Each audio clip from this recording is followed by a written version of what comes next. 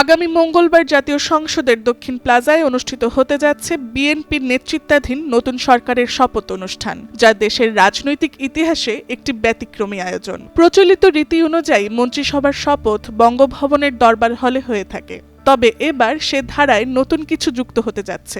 একই দিন সকালে নবনির্বাচিত সংসদ সদস্যদের শপথও একই স্থানে অনুষ্ঠিত হবে।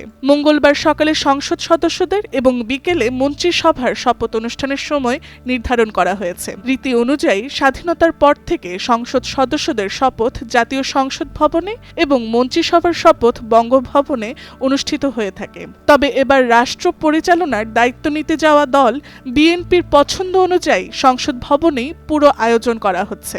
সংসদ সদস্যদের শপথে তেমন আনুষ্ঠানিকতা না থাকলেও মন্ত্রিসভার শপথে দেশি বিদেশি অতিথিদের আমন্ত্রণ, আপ্যায়ন এবং পর্যায়ক্রমে প্রধানমন্ত্রী, মন্ত্রী, প্রতিমন্ত্রী ও উপমন্ত্রীদের শপথ পরিচালনা সহ রয়েছে নানা ধাপ।